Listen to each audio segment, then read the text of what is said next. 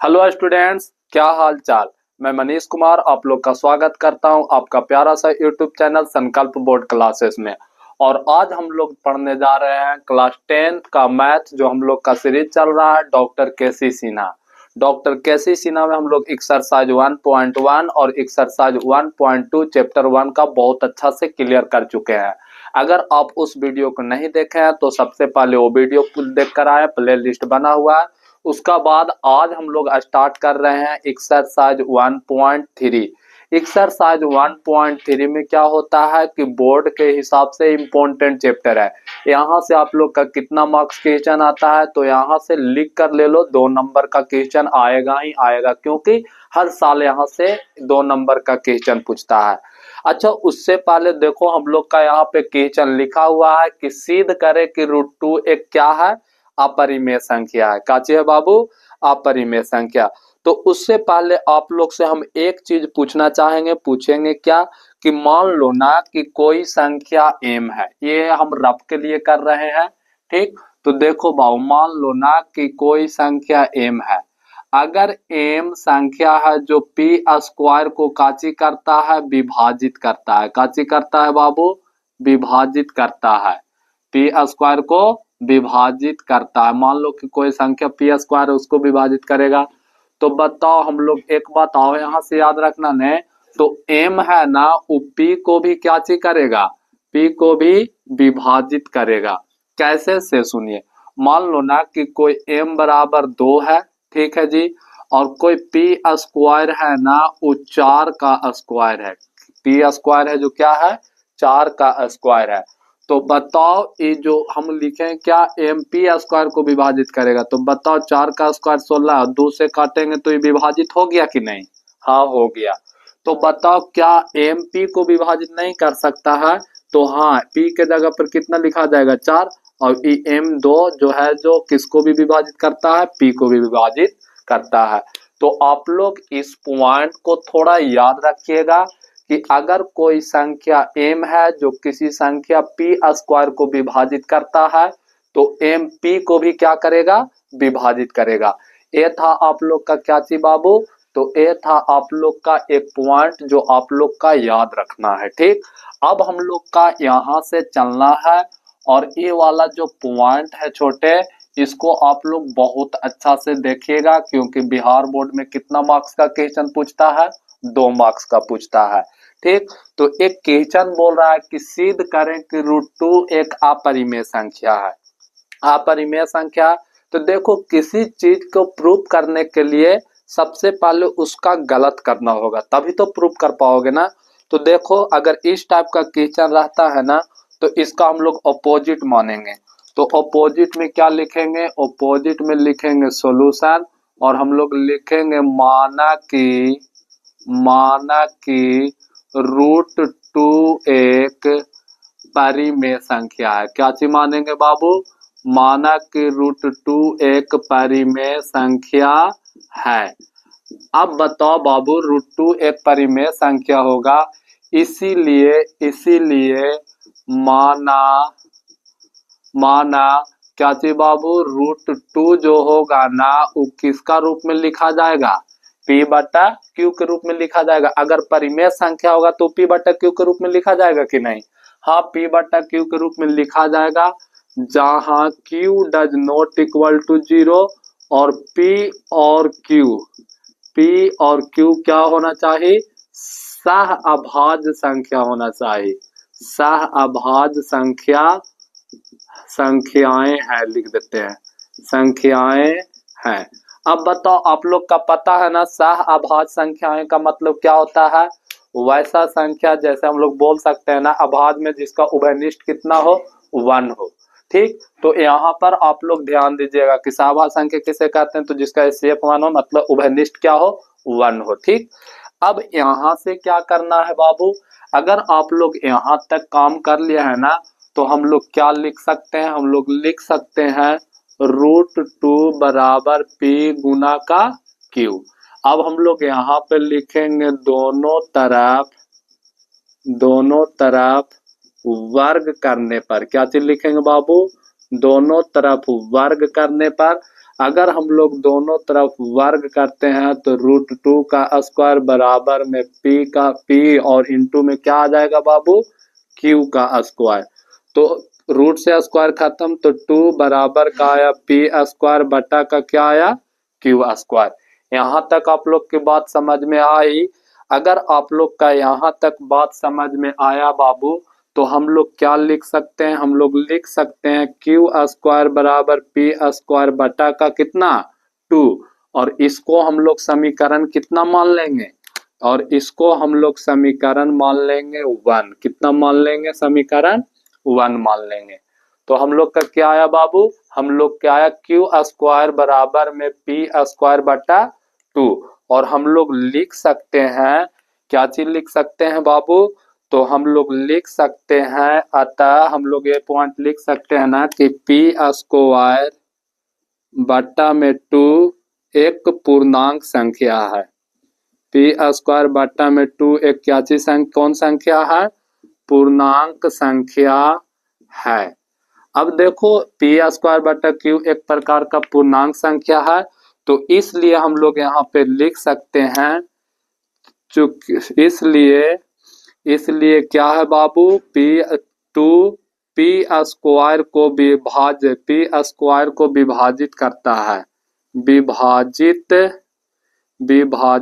करता है या विभाज्य करता है, विभाज्य करता है। और इसलिए हम लोग लिख सकते हैं कि 2p को भी काची करेगा, 2p को भी विभाज्य करेगा। काची करेगा बाबू, 2p को विभाज्य करेगा। यहाँ तक आप लोग के बात समझ में आया कि 2 क्या चीज है, p स्क्वायर को विभाजित करता है, और 2p को भी क्या चीज करेगा, विभाज्य करेगा। अगर यहाँ तक आप लोग के बात समझ में आया, तो क्या हम लोग अब आगे लिख सकते हैं, माना कि p बराबर क्या चीज बाबू, तो p बराबर हम लोग लिख सकते हैं, माना कि p बटा 2 बराबर, ये p बटा 2 ने आया है, हाँ, p बटा 2 बराबर k1 लिख सकते हैं कि ना, और p बटा 2 बराबर k1 लिख सकते हैं ना। तो इस p बटा 2 के मान अब हम लोग कहाँ पे रखेंगे, तो इस p बटा 2, अब देखो p बटा 2 का मान k1 आ गया, तो हम लोग लिख सकते हैं p बराबर 2k1। क्या चीज आया बाबू, p बराबर 2k1।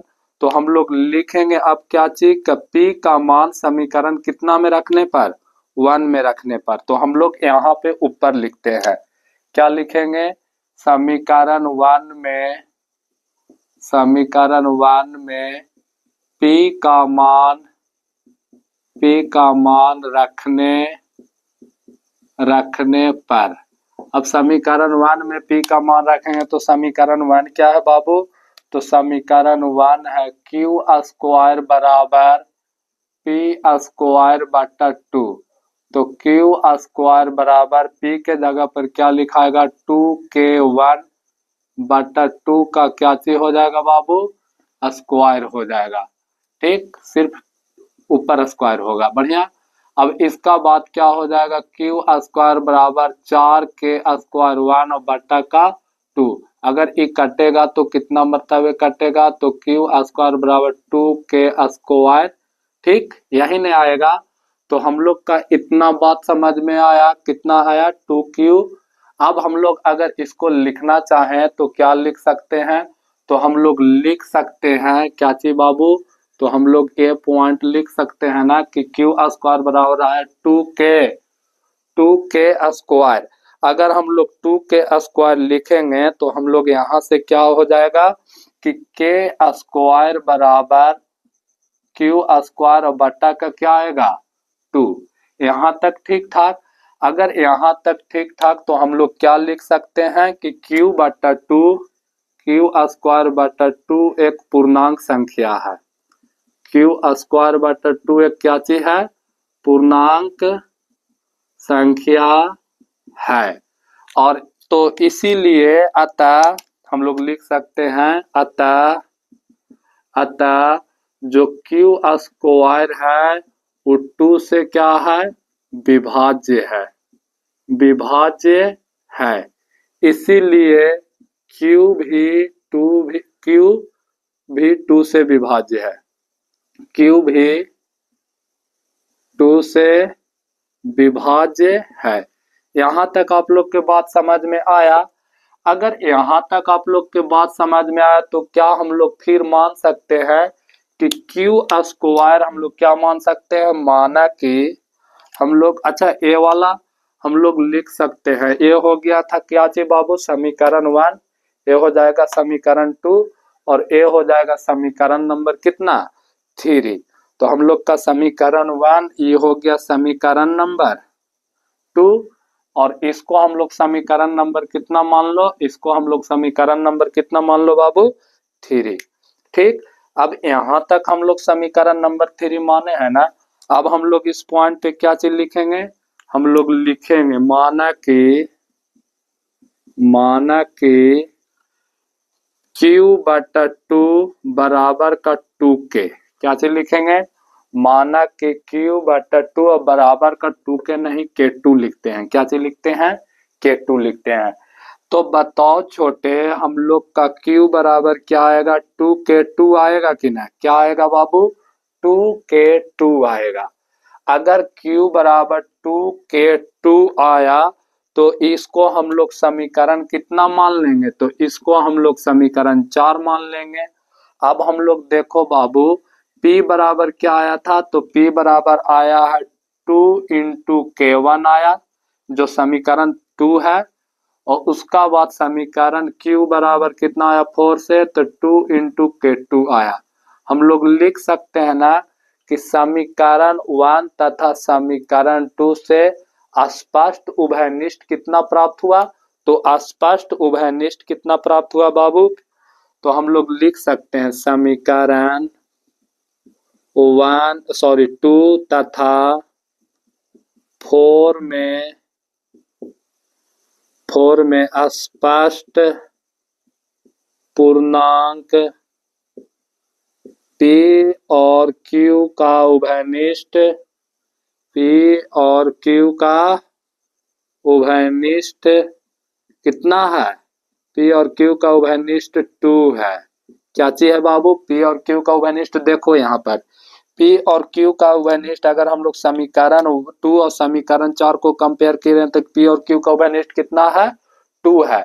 लेकिन हम लोग का P और Q का उभयनिष्ठ क्या आना चाहिए था, सहअभाज्य आना चाहिए था। सहअभाज्य कहने का मतलब कितना आना चाहिए था बाबू, तो 1 आना चाहिए था, आया कितना, 2 आया। तो क्या हमारा यह मान्यता को विरोधाभास करता है कि नहीं, हाँ, आप तो माने तो सहअभाज्य, लेकिन आया क्या चीज, अभाज्य। तो हम लोग लिख सकते हैं कि अतः यह हमारा मान्यता को विरोधाभास है, इसीलिए हमारी मान्यता गलत है। अतः √2 एक अपरिमेय संख्या है, अतः √2 एक अपरिमेय संख्या है। तो इस तरह से हम लोग का क्या चीज हो गया, तो इस तरह से हम लोग का एक प्रमाणित हो गया, प्रमाणित। ठीक, तो देखो हम लोग का क्वेश्चन क्या चीज बोल रहा था, तो हम लोग का क्वेश्चन बोल रहा था ना कि सिद्ध करे कि √2 एक अपरिमेय संख्या है। तो इसमें हम लोग का प्रोसेस क्या करना पड़ा कि अपरिमेय संख्या, तो इसको हम लोग अपोजिट माने। अपोजिट में क्या माने कि परिमेय संख्या तो √2 को हम अपरिमेय संख्या, तो √2 को हम लोग परिमेय संख्या माने। और जिस तरह से हम लोग √2 को अपरिमेय संख्या माने छोटे, तो इसलिए लिखे माना कि √2 एक परिमेय संख्या है। तो अगर √2 एक परिमेय संख्या है तो √2 को हम लोग P/Q के रूप में लिख सकते हैं अगर परिमेय संख्या माने हैं तो। और जहां Q does not equal to 0 मतलब कभी हर 0 के बराबर नहीं होगा, और P और Q सहअभाज्य संख्या होगा। कौन संख्या होगा, P और Q सहअभाज्य संख्या। तो देखो इतना बात लिखने के बाद हम लोग लिखे हैं √2 बराबर P बटा Q। फिर क्या किए हैं, दोनों तरफ वर्ग किए हैं। क्या चीज किए हैं बाबू, दोनों तरफ वर्ग किए हैं। और दोनों तरफ वर्ग करने का बाद क्या किए कि यहाँ पे देखो वर्ग किए, इस साइड में भी वर्ग किए, तो स्क्वायर से रूट खत्म हो गया और यहाँ आया P स्क्वायर अपॉन में Q स्क्वायर। फिर हम लोग क्या किए कि 2 को इस तरफ लाए, तो हम लोग लिखे Q स्क्वायर बराबर हो गया P स्क्वायर बटा 2। और देखो P स्क्वायर बटा 2 एक प्रकार का कौन संख्या है, पूर्णांक संख्या है, परिमेय संख्या है। तो हम लोग लिखे हैं कि P स्क्वायर बटा 2 है ना एक पूर्णांक संख्या। हम लोग लिख सकते थे कि यहाँ एक अपरिमेय संख्या भी लिख सकते थे। इतना लिखने के बाद देखो बाबू 2 क्या चीज है, देखो 2P स्क्वायर को जब विभाजित कर रहा है तो क्या 2P को भी नहीं विभाजित करेगा, हम बताए थे करेगा। तो यही बात लिखे। उसका बाद हम लोग क्या चीज किए बाबू कि P अपॉन 2, देखो P अपॉन 2 को K1 मान लिए। और K1 कोई क्या चीज है, तो अगर कोई पूछे ना कि K1 क्या चीज है, तो हम लोग लिख सकते हैं बाबू कि K1 एक पूर्णांक संख्या है। कौन संख्या है, पूर्णांक संख्या है। तो K1 एक पूर्णांक संख्या लिख दिए, ठीक। और हम लोग मान सकते हैं, तो इसलिए P बराबर 2K1 आया। और देखो यहाँ पर लिखे हैं कि P का मान जो आया ना, इसको हम लोग समीकरण 1 में रख दिए। जब समीकरण 1 में रखें तो Q स्क्वायर बराबर P स्क्वायर अपॉन 2 आया। इसको सोल्व किए तो हम लोग का K स्क्वायर बराबर क्या आया, तो Q स्क्वायर अपॉन 2। यहाँ पर भी हम लोग देखें कि जो Q बटा 2 है एक पूर्णांक संख्या है, इसलिए Q स्क्वायर 2 से क्या विभाज्य है। और Q है जो 2 से भी क्या चीज है बाबू, विभाज्य है। फिर हम लोग के अब देखो हम लोग Q अपॉन 2 को क्या माने, K2 माने। और अगर यहाँ पे कोई पूछेगा कि K2 क्या है, तो K2 भी एक क्या चीज है बाबू, पूर्णांक संख्या है, ठीक। उसका बाद देखो समीकरण 2 का एवं समीकरण 4 का क्या चीज किए हैं, आपस में कंपेयर किए। और जब कंपेयर किए तो इससे स्पष्ट हुआ कि हम लोग का पूर्णांक का उभयनिष्ठ कितना प्राप्त हुआ, 2 प्राप्त हुआ। जो हम लोग के सह अभाज्य को काची कर रहा है, विरोधाभास कर रहा है। तो इसलिए हम लोग यहाँ पे नीचे क्या चीज लिखे, अतः यह हमारा मान्यता को विरोधाभास है, विरोधाभास है, ठीक है। अतः इसलिए यह हमारी मान्यता गलत है, ठीक। क्या चीज गलत है कि √2 एक परिमेय संख्या है। अतः √2 एक कौन संख्या है, अपरिमेय संख्या है। अगर इस तरह से आप लोग बोर्ड में करते हैं तो आपको कितना मार्क्स प्राप्त होता है, तो आपको इस तरह से कितना मार्क्स बाबू, 5 मार्क्स, 2 मार्क्स प्राप्त होता है, ठीक। तो देखो अगर यहाँ पे रहता बाबू √3 रहता, √5 रहता, √7 रहता, तो आप लोग सिर्फ 2 के जगह पे चेंज होता। किसका जगह पर चेंज होता बाबू, जहां जहां 2 है वहां वहां 3 हो जाता। और हम लोग का सेकंड नंबर क्वेश्चन में क्या चीज बोल रहा है, तो सेकंड नंबर क्वेश्चन में बोल रहा है सिद्ध करे कि √3 एक अपरिमेय संख्या है। तो आप लोग इसको स्क्रीनशॉट करो और फिर से हम एक बार इसी को सिद्ध करके बताते हैं कि √3 एक अपरिमेय संख्या है कैसे, और हम लोग इसको क्यों किस तरह से लिखें। तो आप लोग इसको स्क्रीनशॉट करना।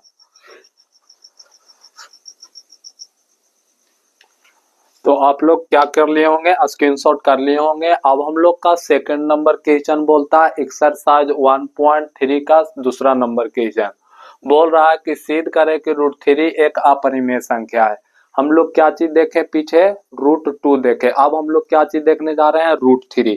तो ये भी सिंपल √2 का ही जैसा है, सिर्फ हम लोग डेटा को चेंज करेंगे, बाकी बात सारा बात वही रहेगा।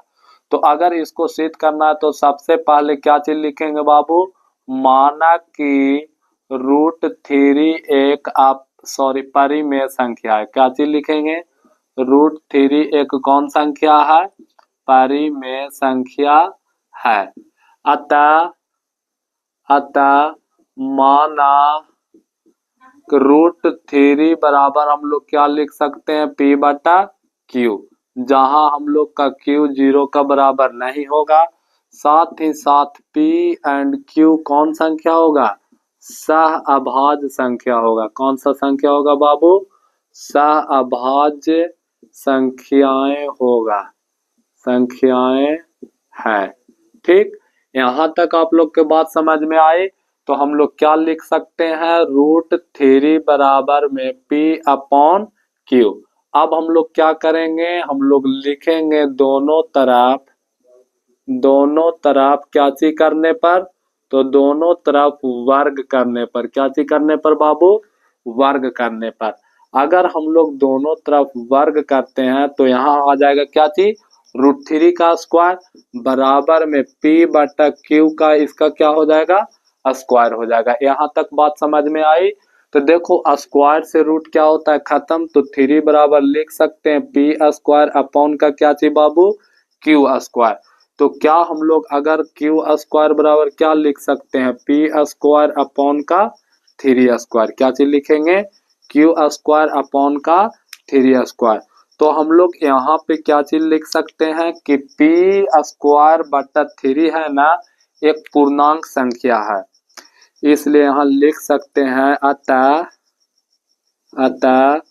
P स्क्वायर बटा 3 एक पूर्णांक संख्या है। कौन संख्या है बाबू, पूर्णांक संख्या है। इसलिए हम लोग बोल सकते हैं क्या चीज, तो हम लोग बोल सकते हैं कि 2P स्क्वायर को विभाज्य करता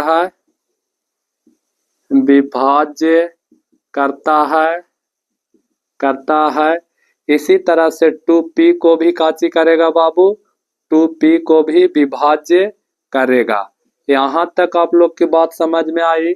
अगर यहाँ तक आप लोग का बात समझ में आया तो हम लोग क्या लिख सकते हैं बाबू, हम लोग लिख सकते हैं क्या चीज, हम लोग, अच्छा ये जो हुआ ना, ये हम लोग का समीकरण नंबर कितना हो गया, समीकरण 1 हो गया।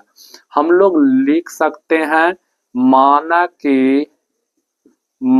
कि P स्क्वायर बटा 3 बराबर का क्या चीज, K1। और ये जो K1 है बाबू, ये कौन सी संख्या है, K1 एक पूर्णांक संख्या है, ठीक। तो अगर हम लोग इसको P स्क्वायर के फॉर्म में लिखें तो P स्क्वायर के फॉर्म में लिख सकते हैं 3K1, क्या चीज लिख सकते हैं बाबू, P स्क्वायर के फॉर्म में। तो इसको हम लोग P स्क्वायर के फॉर्म में लिख सकते हैं 3K1, और ये हो गया समीकरण नंबर कितना, इसको समीकरण नंबर मान लो कितना छोटे, 2 मान लो। अब हम लोग इस P स्क्वायर का मान कहाँ पे रखेंगे, समीकरण 1 में P स्क्वायर का मान रखेंगे। और अगर हम लोग समीकरण 1 में, अच्छा हम लोग क्या चीज लिख रहे हैं, P अपॉन 3, अच्छा इसको स्क्वायर ना ही लिखा तो अच्छा है, इसको सिर्फ P अपॉन 3 को K माने। तो हम लोग P का मान अब कहाँ रखेंगे, समीकरण 1 में। तो लिखते हैं समीकरण 1 में P का मान रखने पर, अब समीकरण 1 क्या है बाबू, तो समीकरण 1 है Q स्क्वायर बराबर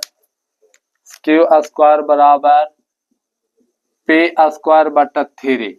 तो देखो Q स्क्वायर के तो Q स्क्वायर हो जाएगा, P का वैल्यू कितना है, तो P का वैल्यू है 3K1, और इसका हो जाएगा स्क्वायर, और बट्टा में कितना है बाबू, 3। तो हम लोग लिख सकते हैं Q स्क्वायर बराबर, यहाँ पे सारा में इम्प्लाइज के चिन्ह दीजिएगा, तो Q स्क्वायर बराबर लिख सकते हैं 9K1 का स्क्वायर और बट्टा का 3। तो हम लोग Q स्क्वायर बराबर क्या लिख सकते हैं, 3K1 का स्क्वायर, ठीक। तो हम लोग यहाँ तक लिख दिए। तो अब हम लोग क्या लिख सकते हैं बाबू, तो हम लोग लिख सकते हैं छोटू, तो हम लोग यहाँ से क्या लिख सकते हैं, हम लोग लिख सकते हैं ना कि K बराबर Q स्क्वायर बटा 3, यहाँ से हम लोग लिख सकते हैं, क्या चीज लिखेंगे बाबू, तो K1 स्क्वायर बराबर Q स्क्वायर बटा का क्या चीज, 3। अब इतना लिखने के बाद इस समीकरण नंबर कितना हो गया, इस समीकरण नंबर 3 हो गया। अब हम लोग यहाँ से क्या लिख सकते हैं कि ये जो Q स्क्वायर बटा 3 है वो एक कौन संख्या है, एक पूर्णांक संख्या है।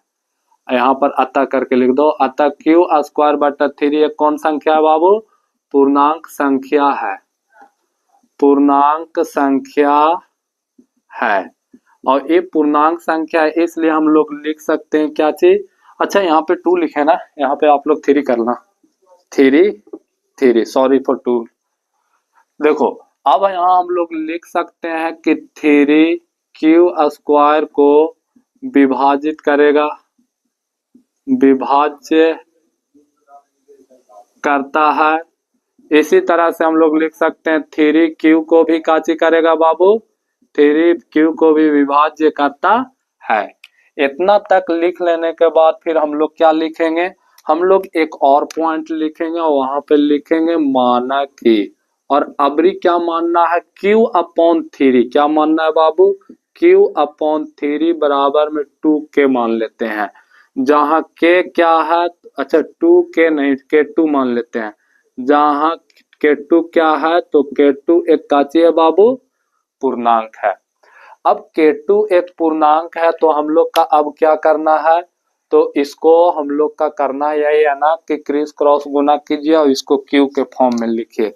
तो अगर हम लोग Q के फॉर्म में लिखेंगे तो क्या लिखाएगा, 3K2 लिखाएगा। और ये जो 3K2 है इसको समीकरण कितना मान लो छोटू, इसको समीकरण मान लो 4। ठीक, तो अगर हम लोग P बराबर लिखें तो P बराबर कितना लिखाया है, 3 × K1, और अगर Q बराबर लिखें तो क्या लिखाएगा, 3 × K2। अब देखो बाबू ये दोनों समीकरण 3 और समीकरण 2 और 4 में हम लोग का दोनों में क्या उभयनिष्ठ प्राप्त हो रहा है, दोनों उभयनिष्ठ कितना प्राप्त हो रहा है, 3 प्राप्त हो रहा है। लेकिन हम लोग का प्राप्त कितना होना चाहिए था उभयनिष्ठ, 1। तो हम लोग लिख सकते हैं, क्या चीज लिख सकते हैं, समीकरण 2 तथा 4 से स्पष्ट है कि समीकरण 2 तथा 4 से स्पष्ट है कि P और Q में उभयनिष्ठ 3 है। कितना है बाबू, 3 है। अतः यह हमारा मान्यता को विरोधाभास करता है। ठीक, इसीलिए हमारा मान्यता गलत है, हमारा मान्यता क्या चीज है, गलत है। अतः √3 एक अपरिमेय संख्या है। क्या चाहिए बाबू, अपरिमेय संख्या है। √3 कौन संख्या है, अपरिमेय संख्या है।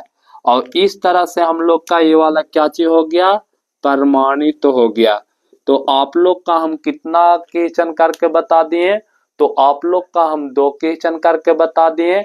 और इस 2 क्वेश्चन से आप लोग में थोड़ा कॉन्फिडेंस बढ़ा होगा। इस क्वेश्चन को आप लोग बार बार, 1 बार 2 बार ट्राई करोगे ना तो ये खुद आ जाएगा। ठीक, अगर मान लो ना कि यहाँ पे 5 रहता, कितना रहता, √5, तो लोग कुछ नहीं करते। देखो हम कहाँ कहाँ चेंज कर रहे हैं, सबसे पहले हम इरेज कर रहे हैं। यहाँ 5 रहता तो यहाँ 5 कर देते हैं। फिर देखो फिर लिखते हैं कि माना कि √5 एक परिमेय संख्या है, इसलिए यहाँ 5 कर देते हैं। फिर यहाँ पे 5 कर देते, फिर यहाँ पे 5 कर देते, फिर यहाँ पे कितना करते बाबू, 5, फिर यहाँ पे कितना कर देते, 5, फिर यहाँ पे कितना हो जाता, 5। मतलब जहां जहां 3 है तहां तहां क्या कर देना है, 5 कर देना है। फिर यहाँ पर कितना होता बाबू, 5, फिर यहाँ पे कितना होता, 5 होता। ठीक, उसका बाद यहाँ भी क्या होता, 5 होता, यहाँ भी क्या होता, 5 होता, यहाँ भी क्या होता बाबू, यहाँ तो 5 ही होता। फिर यहाँ कितना होता बाबू, यहाँ 25 हो जाता, यहाँ कितना होता, 5 होता। फिर यहाँ 5 हो जाता, फिर यहाँ कितना होता बाबू, 5 हो जाता। और इस तरह से जहां जहां भी 3 है वहां कितना होता, तो जहां जहां 3 है वहां वहां कितना हो जाता छोटे, वहां वहां कितना हो जाता, 5 हो जाता। और इस तरह से हम लोग क्या कर सकते हैं, तो इस तरह से हम लोग प्राप्त कर प्रूव कर सकते हैं कि रूट 5 एक क्या चीज है, अपरिमेय संख्या। तो अगर आप रूट 5 के लिए नहीं स्क्रीनशॉट किए हैं तो रूट 5 के लिए स्क्रीनशॉट कीजिए, और अगर आप रूट 3 के लिए स्क्रीनशॉट नहीं किए थे तो वीडियो को थोड़ा पीछे कीजिए और पॉज करके क्या कर लीजिए, स्क्रीनशॉट कर लीजिए। तो इस तरह से आप लोग सिद्ध करने वाला क्लियर कर लोगे ना, और देखो 1 से 2 बार ट्राई करोगे बाबू तो ये बहुत अच्छा से क्या हो जाएगा, बन जाएगा। एक क्वेश्चन और आप लोग का बता रहे हैं, कितना नंबर क्वेश्चन, डॉक्टर केसी सिन्हा एक्सरसाइज 1.3 का क्वेश्चन नंबर 3। तो आप लोग इसको स्क्रीनशॉट करो, ठीक। तो हम लोग का क्वेश्चन नंबर 3 क्या बोल रहा है, तो क्वेश्चन नंबर 3 बोल रहा है ना कि सिद्ध करें कि 1/√5 एक अपरिमेय संख्या है। देखो वो जो हम लोग पहला पिछला 2 क्वेश्चन देखे ना, पिछला 1 और 2 क्वेश्चन, तो उस थोड़ा लंबा फॉर्म में जा रहा था, लेकिन एक क्वेश्चन बहुत शॉर्ट फॉर्म में होगा। तो इसमें भी वही काम करना है जो पीछे का काम किए थे हम लोग। तो सबसे पहले क्या चीज लिखेंगे बाबू, सबसे पहले हम लोग सॉल्यूशन लिखेंगे। सॉल्यूशन लिखने के बाद हम लोग क्या लिखेंगे, माना कि 1/√5 एक कौन संख्या है, 1/√5 एक परिमेय संख्या है। कौन संख्या है छोटू, परिमेय संख्या है। और इसलिए हम लोग बोल सकते हैं, अतः इसलिए 1/√5 है, इसको हम लोग P/Q के रूप में क्या कर सकते हैं, लिख सकते हैं। और इसको अगर हम लोग P/Q के रूप में लिखेंगे तो Q does not equal to 0, और साथ ही साथ P और Q कौन संख्या होगा, तो P और Q सह अभाज्य संख्या है। कौन संख्या है बाबू, सह अभाज्य संख्या है। और P और Q सह अभाज्य संख्याएं है या संख्या है।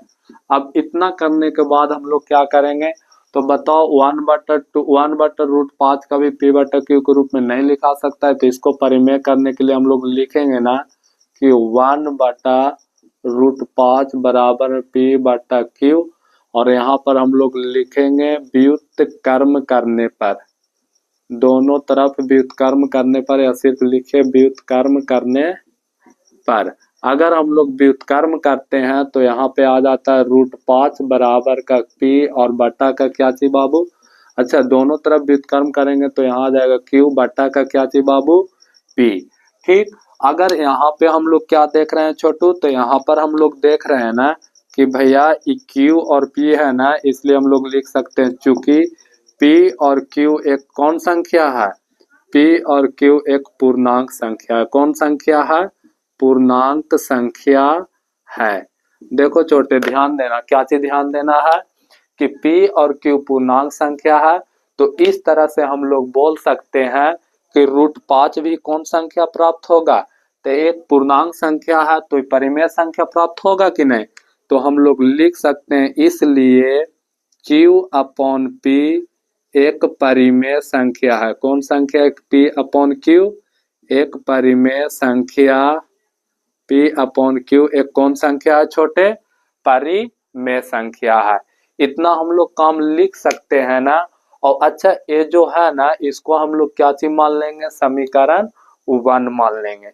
इसको हम लोग पहले से क्या चीज मान रखेंगे, इसको हम लोग लिख देते हैं, ब्रैकेट में थोड़ा कर देते हैं, इसको इस समीकरण क्या है बाबू, 1 है। और अगर हम लोग समीकरण 1 को देखते हैं तो ऐसा नहीं पता चल रहा है कि अगर हम लोग समीकरण 1 से चलेंगे तो Q/P √5, मतलब ये पूर्णांक संख्या है तो ये भी पूर्णांक होना चाहिए, संख्या होना चाहिए। लेकिन बतौर √5 का भी पूर्णांक संख्या होगा, नहीं होगा। तो हम लोग लिख सकते हैं ना कि परंतु समीकरण 1 से क्या लिख सकते हैं बाबू, परंतु समीकरण 1 से क्या चीज लिखेंगे, Q/P बराबर का क्या चीज है बाबू, √5 है। Q/P क्या है, बराबर का √5 है, जो एक कौन संख्या है, अपरिमेय संख्या है, जो एक अपरिमेय संख्या है। अतः यह हमारा पूर्व कथन को विरोधाभास करता है। पूर्व कथन को क्या चीज करता है? विरोधाभास करता है। अर्थात हम लोग बोल सकते हैं, क्या चीज बोल सकते हैं बाबू, कि अतः हमारा मान्यता काची है, अतः हमारा मान्यता गलत है। गलत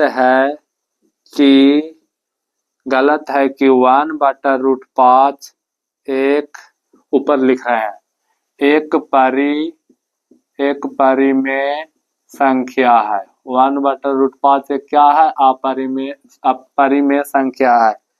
अतः 1/√5 एक अपरिमेय संख्या है। अतः 1/√5 एक कौन संख्या हो जाएगा बाबू? अपरिमेय संख्या हो जाएगा। अपरिमेय संख्या, यही हम लोग का क्या चीज हो गया? प्रमाणित हो गया। क्या चीज हो गया बाबू? प्रमाणित हो गया। तो देखो इस तरह से हम लोग क्या कर सकते हैं, तो इस तरह से 1/√5 एक अपरिमेय संख्या है। कैसे इसको हम लोग क्या कर सकते हैं? प्रूव कर सकते हैं। तो देखो सबसे पहले क्या लिखे कि माना कि 1/√5 एक परिमेय संख्या, ये मानना पड़ेगा। अतः इसलिए 1/√5 बराबर को P/Q लिख सकते हैं, जहाँ Q does not equal to 0 और P और Q एक आभाज्य संख्या होगा। ये भी आपको करना पड़ेगा। उसका बाद देखो बाबू हम लोग क्या किए, 1/√5 बराबर P/Q, लेकिन यहाँ पे हर में क्या है? √5 है, तो इसलिए हम इसको व्युत्क्रम कर दिए परिमेय में बदलने के लिए। तो यहाँ पर लिखे व्युत्क्रम करने पर तो √5 बराबर Q/P।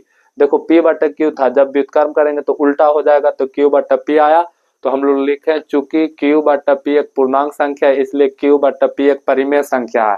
लेकिन हम लोग का समीकरण 1 में Q/P बराबर √5 था, जो एक प्रकार का काची है? अपरिमेय संख्या है। इसलिए हम लोग बोल सकते हैं ना कि अतः यह हमारा पूर्व कथन को क्या करता है? विरोधाभास करता है। अतः हमारा मान्यता गलत है कि 1/√5 एक परिमेय संख्या है। यह एक कौन संख्या है? 1/√5 एक अपरिमेय संख्या है। तो इस तरह से आज एक्सरसाइज 1.3 का क्वेश्चन नंबर 1, 2 और 3 क्या होता है? क्लियर होता है। अगर यहाँ पर 1/√3 रहता तो इसी फॉर्म में चलता, जहां जहां 5 है वहां वहां क्या हो जाता? 3 हो जाता। तो आज के वीडियो में इतना ही। हम लोग अगला वीडियो में कितना नंबर क्वेश्चन देखेंगे? 4, 5 और 6 देख लेंगे। तो अगर वीडियो आप लोग का अच्छा लगा है तो आप क्या कीजिए? शेयर कीजिए। साथ ही साथ अगर आपको लगता है कि इस वीडियो में किसी चीज का ऐड करने का जरूरी है या किसी चीज का रिमूव करने का जरूरी है, तो आप लोग कमेंट बॉक्स में क्या लिख सकते हो? अपना फीडबैक लिख सकते हो। हम उस पर क्या करेंगे? काम करेंगे। तो चलो ठीक है, आज के लिए इतना ही।